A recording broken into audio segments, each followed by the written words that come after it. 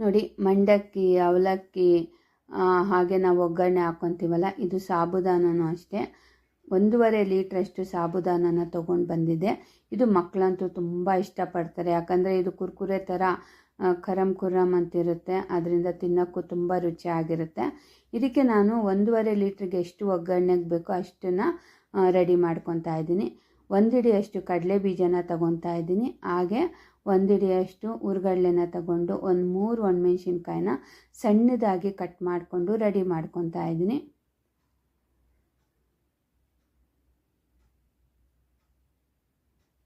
ನೋಡಿ, ಇದೆಲ್ಲ ರೆಡಿ ಆದ ನಂತರ 1 ಸ್ಪೂನಷ್ಟು ಜೀರಿಗೆನ ಹಾಕ್ಕೊತಾ ಇದ್ದೀನಿ. ಹಾಗೆ ಕರಿಬೇವು ಸೊಪ್ಪು ಮತ್ತು 1 ಸ್ಪೂನಷ್ಟು ಖಾರದ ಪುಡಿನ ಹಾಕ್ಕೊತಾ ಇದ್ದೀನಿ. ಸ್ವಲ್ಪ ಖಾರನ ಕಡಿಮೆನೇ ಹಾಕ್ಕೊತಾ ಇದ್ದೀನಿ, ಮೀಡಿಯಮ್ ಆಗಿ ಮಕ್ಕಳು ತಿನ್ನೋದ್ರಿಂದ. ನೋಡಿ, ಎಲ್ಲ ರೆಡಿ ಮಾಡ್ಕೊಂಡಿದ್ದೀನಿ. ಈಗ ಒಂದು ಬಾಣಲಿಗೆ ಸ್ವಲ್ಪ ಅಡುಗೆ ಎಣ್ಣೆನ ಹಾಕ್ಕೊಂಡು,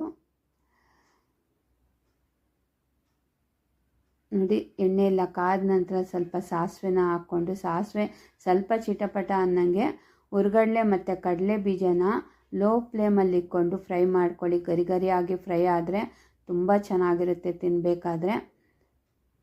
ನೋಡಿ, ಕಡಲೆ ಬೀಜ ಸ್ವಲ್ಪ ಟೈಮ್ ತಗೊಂಡುಬಿಟ್ಟೆ ಫ್ರೈ ಆಗೋಕ್ಕೆ, ಹುರ್ಗಡ್ಲೆ ಸ್ವಲ್ಪ ಬೇಗನೆ ಫ್ರೈ ಆಗೋಗುತ್ತೆ.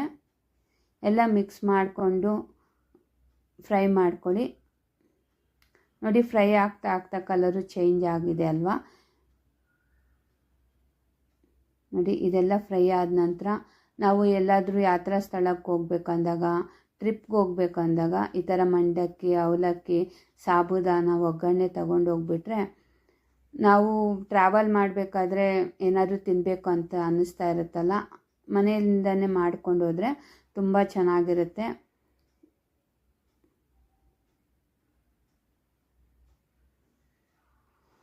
ನಾವು ಎಲ್ಲಾದರೂ ಹೋಗ್ಬೇಕಾದ್ರೆ ಅಮ್ಮ ತುಂಬ ಈ ಥರ ಮಾಡಿಕೊಡ್ತಾಯಿದ್ರು.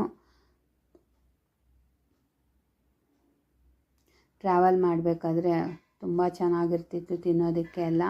ಮತ್ತು ಮಕ್ಕಳು ಅಷ್ಟೇ, ಸಂಜೆ ಸ್ಕೂಲಿಂದ ಬಂದರೆ ಒಂದು ಬೌಲ್ಗೆ ಹಾಕ್ಕೊಟ್ಬಿಟ್ರೆ ಅಂತೂ ತುಂಬ ಖುಷಿಯಾಗಿ ತಿಂತಾರೆ.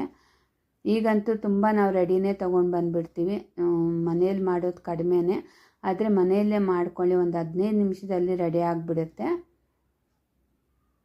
ಈಗ ಖಾರದ ಪುಡಿ ಹಾಕ್ಕೊಂಡು, ಸಾಬುದಾನ ಸ್ವಲ್ಪ ಸಪ್ಪೆ ಇರೋದ್ರಿಂದ ಉಪ್ಪನ್ನ ನೋಡ್ಕೊಂಡು ಹಾಕ್ಕೊಳ್ಳಿ. ನೋಡಿ, ಈಗ ಒಗ್ಗರಣೆ ಅಂತೂ ಪರ್ಫೆಕ್ಟಾಗಿ ರೆಡಿ ಆಗೋಯ್ತು. ಈಗ ಸಾಬುದಾನಿಗೆ ಮಿಕ್ಸ್ ಮಾಡಿಕೊಂಡು, ಒಗ್ಗರಣೆನೆಲ್ಲ ಹಾಕ್ಕೊಂಡು ಮಿಕ್ಸ್ ಮಾಡಿಕೊಂಡ್ರೆ ಸೂಪರಾದ ಸಾಬುದಾನ ಒಗ್ಗರಣೆ ರೆಡಿ ಆಗುತ್ತೆ. ನೋಡಿ, ಈ ಥರ ಒಗ್ಗರಣೆ ಇಟ್ಕೊಂಡು ಸಂಜೆ ಟೀ ಕಾಫಿ ಸಮಯಕ್ಕೆ ತಿಂತಾಯಿದ್ರೆ ವಾವ್ ಅನ್ನಬೇಕು, ಅಷ್ಟು ರುಚಿಯಾಗಿರುತ್ತೆ. ತಿನ್ನಬೇಕಾದ್ರೆ ಎಷ್ಟು ತಿಂತಾ ಇದ್ದೀವಿ ಅಂತಲೇ ಗೊತ್ತಾಗೋದಿಲ್ಲ, ಅಷ್ಟು ರುಚಿಯಾಗಿ ಮಾಡ್ಕೋಬೋದು. ಈ ವಿಡಿಯೋ ನಿಮಗೆಲ್ಲರಿಗೂ ಇಷ್ಟ ಆಗಿದೆ ಅಲ್ವಾ ಫ್ರೆಂಡ್ಸ್? ಪ್ಲೀಸ್ ನನ್ನ ಚಾನಲ್ನ ಲೈಕ್ ಮಾಡಿ, ಶೇರ್ ಮಾಡಿ, ಫಾಲೋ ಮಾಡಿ.